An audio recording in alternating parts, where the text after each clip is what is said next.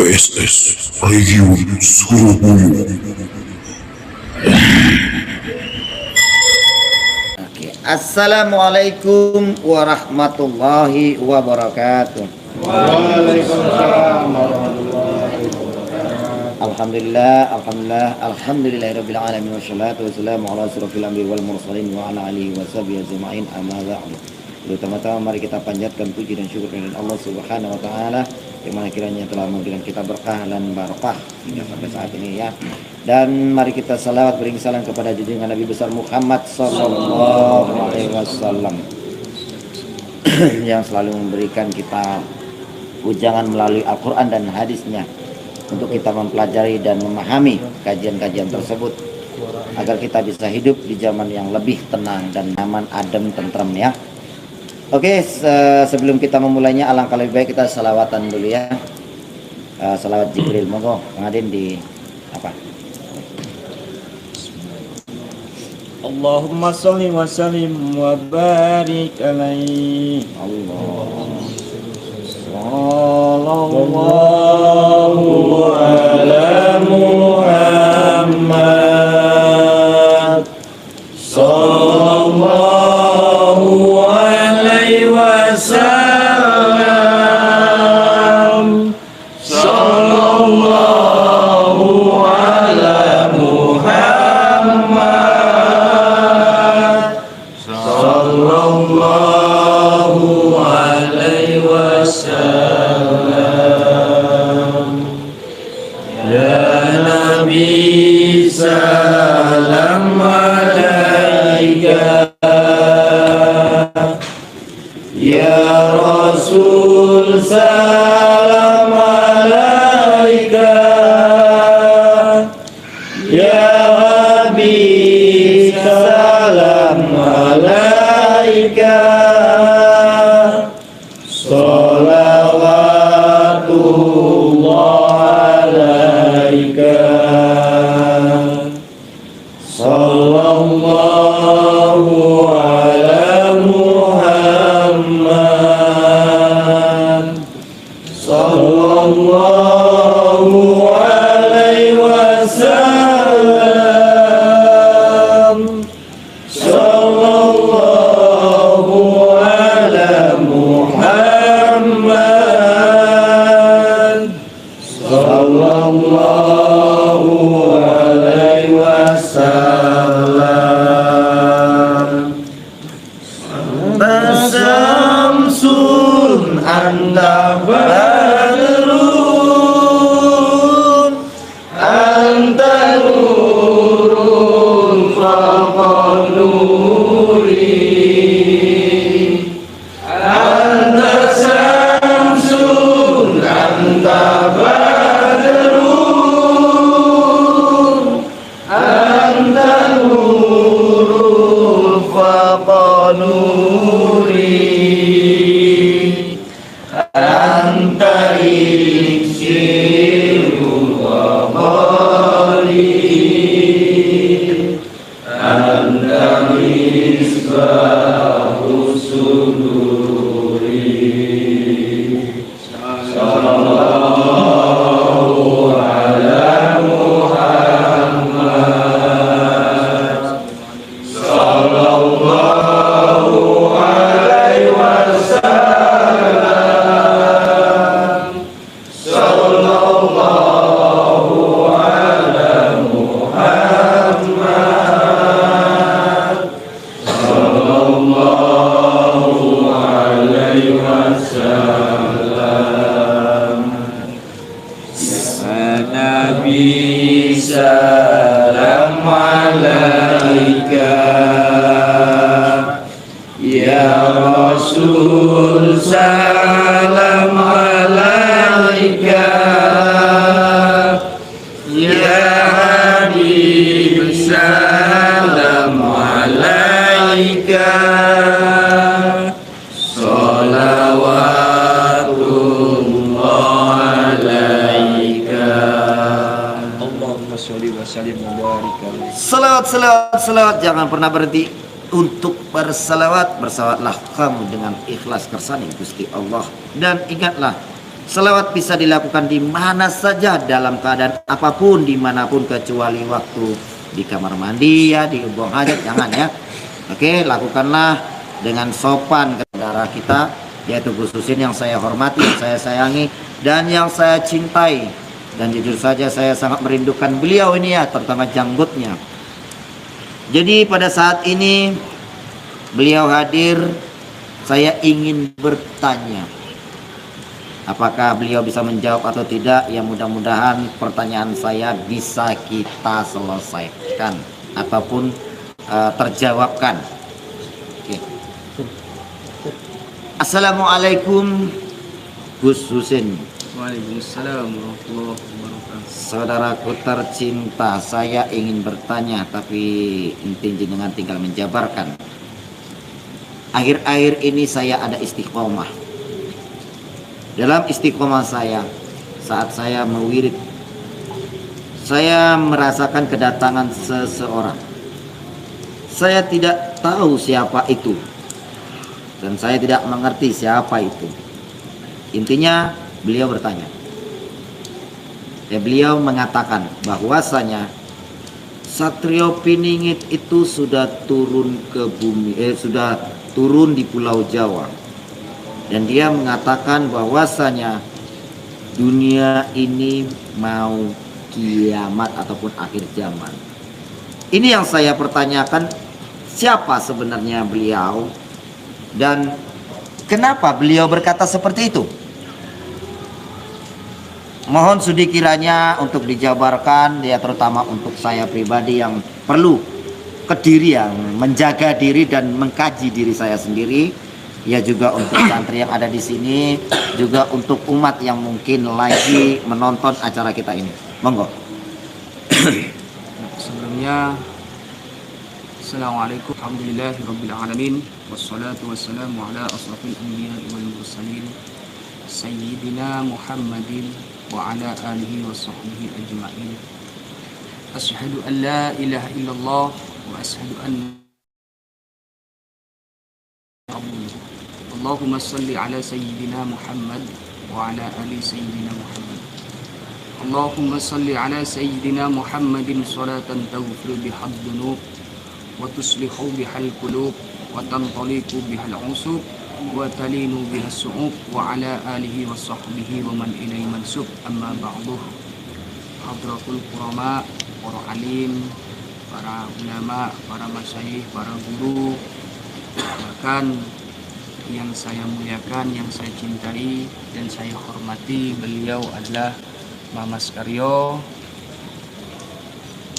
juga beserta santri-santri atau murid-murid dari PSS ya, yang tidak bisa Gus sebutkan satu persatu, tapi demi Allah murnikannya Gus setiap kalian semuanya. Allah.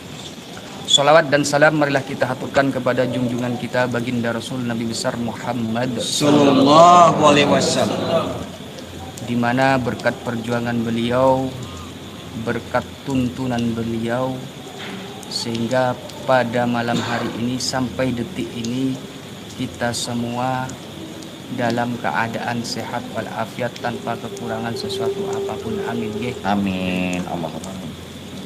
Yang ketiga, mungkin langsung saya jawab pertanyaan dari Mas Karyo.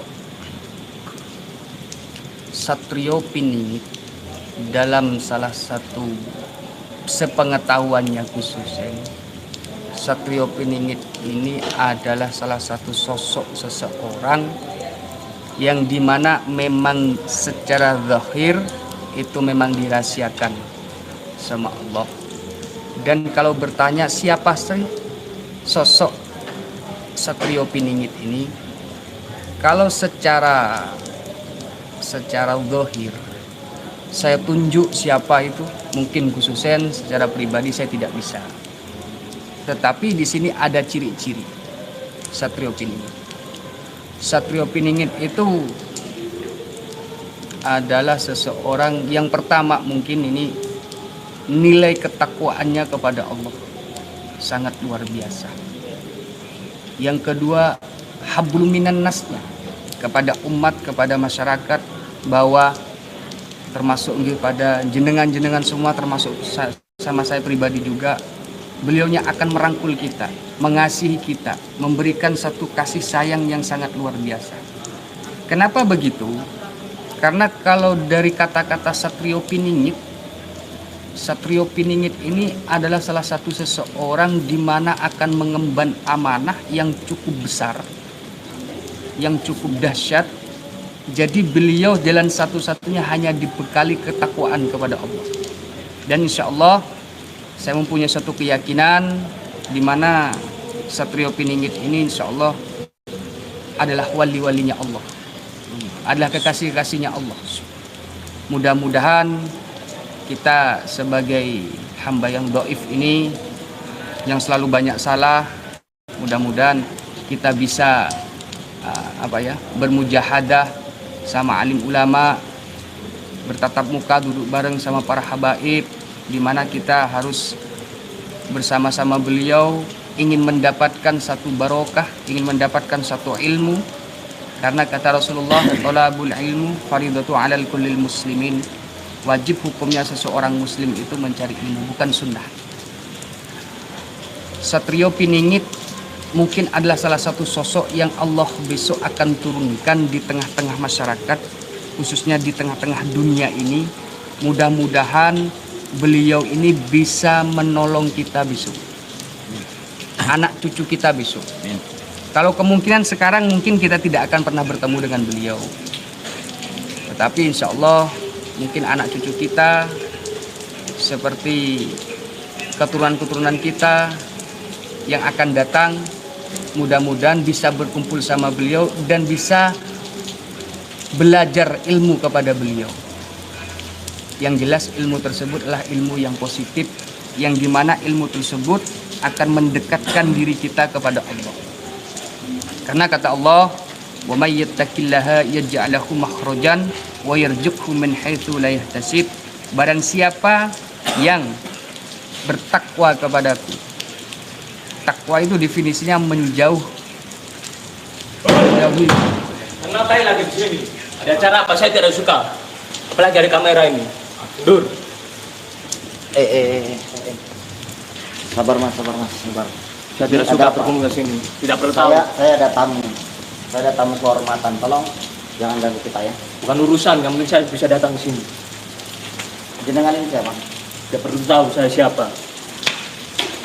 Jenengan siapa? Tidak perlu tahu saya siapa. Yang penting kalian bubar semua. Apalagi ini kamera.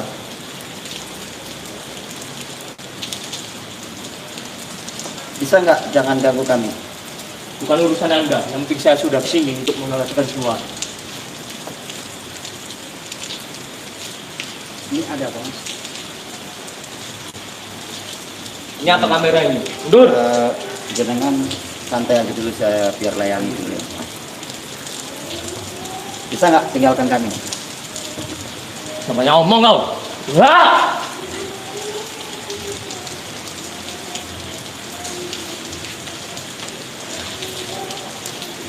Master Jim.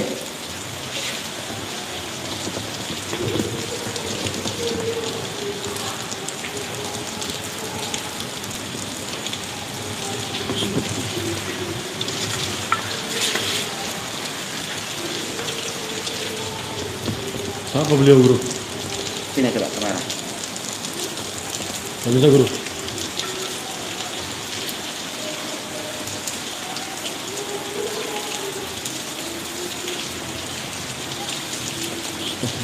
Sini saudara, masuk aja. Kenapa takut?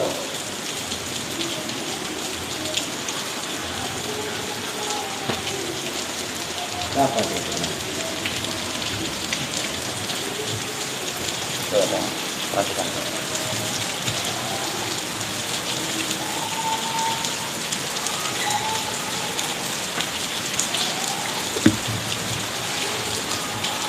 Kenapa saudara pergi? Ayo masuk lagi sana.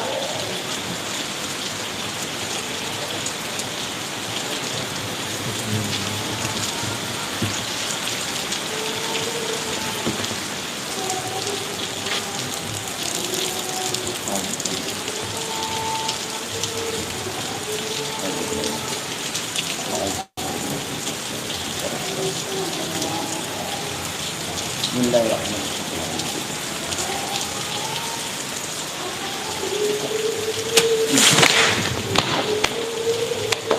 Tunggu berasa saya.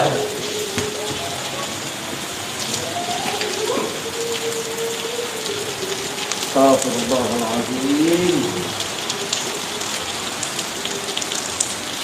Amit sewu Gus, Ya. ada sedikit gangguan tadi Gus. Iya. Gimana menurut jenengan itu tentang orang-orang yang seperti itu? Ya, kalau menurut saya pribadi, dulu itu ada salah satu kisah di mana di zamannya Rasulullah Shallallahu Alaihi Wasallam, Ya. Rasulullah pernah sowan atau pernah datang ke salah satu negeri atau perkampungan untuk berdakwah di situ, untuk menyampaikan sesuatu yang positif, yaitu di salah satu kampung atau daerah atau negeri yang bernama Taif. Taif. Ya, Taif. Beliau berdakwah di sana. Cuman dengan kedatangannya beliau berdakwah di sana, bukan terkadang, waktu itu ada beberapa orang yang memang betul-betul tidak suka dengan kedatangannya beliau.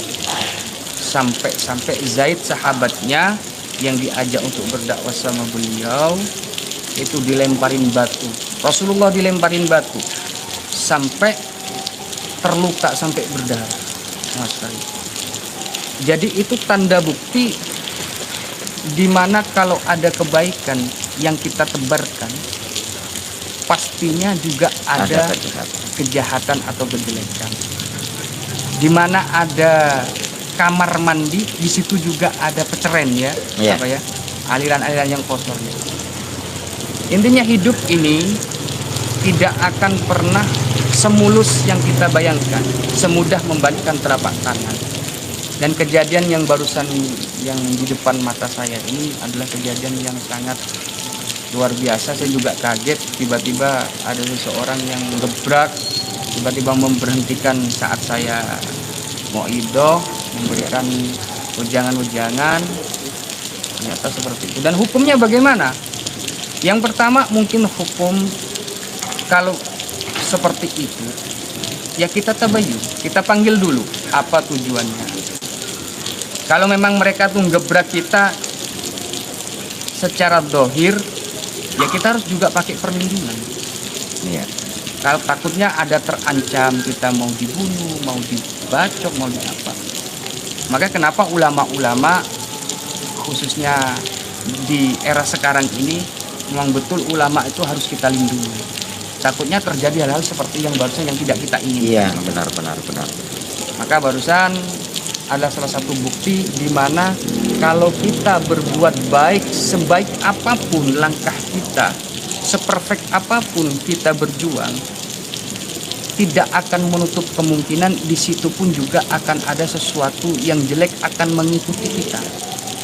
Ibaratnya botol sama tutupnya lah. Iya, Gitu, ibaratnya begitu. Jadi kalau masalah hukumnya yang sampean tanyakan kepada Gus, kalau memang mengancam nyawa, kita bela diri. Tetapi kalau sejauh itu masih tidak mengancam nyawa, tidak menyakiti secara fisik, ya kita tabayun, kita panggil apa tujuannya. Kita jelaskan, kita di sini ada edukasi yang terbaik. Kita jelaskan sama beliau. Tapi belum apa-apa udah lari dia Gus. Ya, Nah ini iya. kadang-kadang ini. Ya mungkin di situ ada salah satu niatan-niatan yang jelek lah, kalau menurut Gus. Dari apa ya, dari caranya dia tidak pakai salam, ya kan? Iya. Seharusnya Tidak pakai dia- salam tiba-tiba jebrek. Astagfirullah. Seharusnya kan dia pakai salam dulu, assalamualaikum begitu. Karena salam itu adalah salah satu doa kita sesama muslim supaya yang lain itu kita doakan mudah-mudahan kalian itu selamat. Dan begitu pun juga sebaliknya, begitu. Dan barusan baru keluar, baru datang ke sini, dia tiba-tiba gebrak. Ya saya juga kaget, ini ada apa begitu kan? Saya juga merasa kayak apa ya? Kayak nggak dihormatin. Sebenarnya kita bukan ingin mau dihormati seseorang, enggak. Cuman kalau seorang tamu ingin datang ke sini, Iya. ya minimal lah Ucapkan salam. ucapkan salam. Begitu minimal. Lalu bagi kita umat Islam ya, kalau mendapatkan hal seperti itu hendaklah kalau memang kita tahu orangnya, kita langsung kita ajak tabayun begitu Gus, ya. Tabayun, Lalu dulu. kita berikan sedikit wejangan-wejangan. Iya. Tapi kalau yang seperti yang tadi lari ya mungkin agak angel tuturan itu ya. Ya karena memang dia kayaknya kelihatannya agak sedikit negatif gitu. Iya. Ini. Ya abaikan aja lah Gus. Oke. Ya mudah-mudahan kejadian ini bisa dibuat satu pelajaran, Pelajaran. bagi kita semua yang ada di sini, di mana kalau kita itu memang tidak suka kepada sesuatu, jangan langsung kita ambil satu keputusan yang gini. Minimal kita tabayun dulu, tanya dulu apa tujuannya. Di sini nih apa, maunya apa, yang dibawa itu apa, yang dibahas itu apa. Seharusnya begitu. Nah, begitu. Ini sebagai apa ya? Sebagai kita yang duduk di sini ini sebagai satu gambaran atau salah satu Edukasi, yang edukasi supaya kita tidak seperti yang barusan datang itu. Ya. Netizen ya, itu sebagai edukasi sebagai umat Islam. Ya, umat Islam, jika Anda Islam, ketika melihat sesuatu yang tidak Anda suka, jika Anda ingin menegur, tegurlah secara terhormat dan ucapkan salam sebelumnya, karena itu lebih baik lagi. Tapi jika Anda datang tanpa mengucap salam, tiba-tiba jebrek, itu sama aja kalau itu bersifat binatang ya Gus. Oke, Masya Allah. Oke, kita lanjut ke edukasi berikutnya, yaitu tentang Satrio Piningit. Dan satu lagi yang dikatakan bahwasanya dunia ini mau kiamat. Maksudnya gimana nih Gus? Dunia ini mau kiamat. Secara tidak langsung kalau seorang manusia siapapun juga tidak mengetahui kapan itu kita kiamat ya.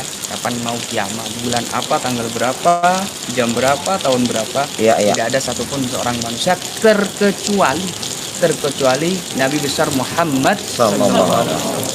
Itu pun dikasih bocoran sama Allah, dan Rasulullah pun juga begitu. Hanya bilang kepada seorang sahabat, tanya, ya Rasulullah, sebenarnya hari kiamat itu kapan? Maka Rasulullah menjawab, hanya Allah yang tahu. Maksudnya kenapa di situ Rasulullah bilang seperti itu, Mas Karyo?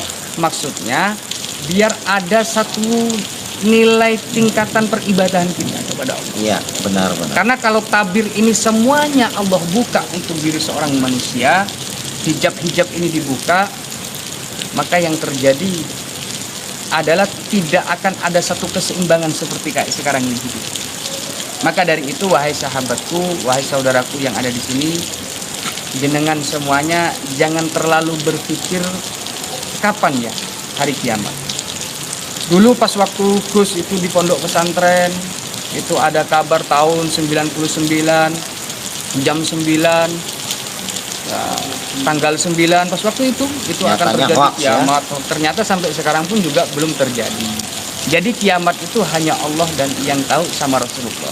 Kita sebagai seorang hamba, jalan kita adalah untuk memperbaiki keimanan kita, pendekatan diri kita kepada Allah. Satu ketika Allah benar-benar mengkiamatkan dunia ini, 1 hari, 2 hari, 1 bulan atau 1 tahun yang akan datang, bekal kita untuk menghadap kepada Allah sudah luar biasa. Begitu. Jadi kita harus memperbaiki diri, bukan bertanya-tanya kapan kiamat. Jangan sampai melampaui batas. Itu haknya Allah, itu hak proteknya Allah. Karena Allah berfirman dalam surat At-Tin, "Alaihissallahu biahkamil hakimin." Hanya Allah hakim yang paling adil. Jadi kita tidak boleh mengadili sesuatu. Dan khususan kalau ditanya kapan itu hari kiamat, saya tidak tahu. Yang terpenting, ayo kita bareng-bareng semuanya di sini, yang duduk di sini, Mas Karyo juga diri saya pribadi bersama teman-teman, sahabat-sahabat di sini, ayo kita perbaiki diri, tingkatkan keimanan kita kepada Allah. Begitu Mas Karyo. Kurang lebihnya. Allahu a'lam bishawab. Oke, dan tadi saya ada melakukan pembersihan tuh. Dan ada seperti kita pembuatan mediator ya. Apakah benar bahwasanya makhluk goib ataupun makhluk jin ini sangat tidak menyukai perbuatan-perbuatan manusia yang melanggar aturan agama, dan mereka juga bisa ikut campur ataupun andil dalam permasalahan yang dihadapi manusia? Apakah itu benar? Di Al-Quran itu disebutkan di dalam 30 juz itu disebutkan namanya setan, disebut nama Allah itu sebanyak 88 kali. Malakut atau malaikat pun juga disebutkan 88 kali. Jadi ada satu keseimbangan. Jadi kalau pertanyaannya, apakah setan itu adalah musuh yang nyata sesuai dengan dalil? Memang benar. Allah berfirman di situ, kalau setan itu adalah musuh yang nyata. Tetapi di sini juga harus kita tahu faktornya dulu. Faktornya dulu apa? Jangan dikit-dikit kita nyalain jin, karena jin tuh ada dua versi. Ada yang jin muslim, ada yang jin kafasik atau Ya, kafir. benar. Kadang-kadang kita melakukan sesuatu dengan cara kita, dengan sifat kita, dengan akhlak kita, yang disalahkan jin. Dikit-dikit jin yang kita Sedikit salahkan. jin ya. Karena saya secara pribadi, saya pernah membaca kitab ya, dari kitab dari 475 kitab yang saya baca, tidak satupun saya menemukan ada anaknya jin diperkosa oleh bapaknya jin. Belum ada, Mas. Belum ada dengar. Belum dengar. Iya, sampai Setan sekarang belum ya, sekarang, iya. Tetapi Masya kalau Allah. seorang manusia, ayah kandung memperkosa Anak kandungnya anak sendiri. kandungnya. Banyak nggak Mama sekali? Wah, sudah nggak ketulungan ya. Dari itu Berita-berita kayak gitu udah banyak itu. Banyak banget. Banyak mah. maka dari itu ayo kita rubah pola pikir kita, terutama mindset kita, ketakwaan kita, karena apa yang kita pikirkan itu akan terjadi. Apa yang kita pikirkan kalau sudah menjadi kebiasaan itu akan terjadi pada omongan kita. Kalau sudah menjadi omongan, yang dipikirkan menjadi omongan, kalau ditingkatkan lagi, dibiasakan lagi, itu akan menjadi tindakan. Kalau sudah menjadi tindakan, itu akan menjadi satu kebiasaan. Jadi mulai detik ini, selain kita mengkaji pertanyaan-pertanyaan yang sampai ajukan, ayolah kita sama-sama memperbaiki pola pikir kita, supaya pola pikir kita itu jauh lebih baik daripada sebelumnya. Itu Mas Kari. Oke, para netizen dimanapun Anda berada, wejangan-wejangan yang diberikan beliau ini sungguh sangat luar biasa ya. Dan setelah ini mungkin beliau akan memberikan sedikit ceramah untuk kita semua, karena yang tadi ini adalah pertanyaan saya pribadi. Ya, kemungkinan ini menjadi renungan untuk saya kaji diri, untuk saya bisa menjadi lebih baik lagi. Dan untuk kelanjutannya Gus, saya ingin sedikit wejangan untuk terutama yang di sini ya Gus ya, juga yang ada di dalam ataupun yang menonton YouTube kita ini, semoga bisa mendapat edukasi, pelajaran, pengetahuan apa yang sudah Gus dapat, bisa berbagi kepada yang lain. Monggo Gus. Yang pertama mungkin gini Mas, kita sebagai seorang, ini kita urut dulu ya, sebagai seorang santri dulu ya, Ya. sebagai seorang santri mau betul-betul kita harus mempunyai akhlak. Yang pertama akhlak. Karena setinggi apapun ilmu kalian, wahai saudaraku, sehebat apapun ilmu kalian, sesakti apapun kalian, tidak didukung dengan akhlak yang baik, maka fatal. Maka kenapa Rasulullah itu Allah sengaja turunkan di tengah-tengah umat manusia ini, kata Allah, laqad kana lakum fi rasulillahi uswatun hasanah. Jadi untuk memperbaiki akhlak, bukan memperbanyak ilmu, Jadi akhlak dulu. Akhlak yang Ya, akhlak dulu. Setelah akhlak, ini dulu pas waktu di pondok pesantren, khususnya pas waktu di pondok pesantren, saya nggak pernah melihat matanya guru kalau guru lagi ngobrol, kalau guru lagi ngaji, nggak pernah saya melihat matanya. Kenapa? Karena itu memang akhlak. Kita sendalnya kita rapikan, itu akhlak. Itu kalau diterapkan di lingkungan masyarakat, maka yang dipertanyakan itu bukan seberapa engkau hafal Quran, seberapa engkau hafal hadis, tetapi dilihat sama masyarakat itu adalah bagaimana akhlaknya, terutama kepada orang tua. Itu banyak sekarang orang tua. Orang tua ini sangat luar biasa. Orang tua itu ada tiga, Mas Satrio.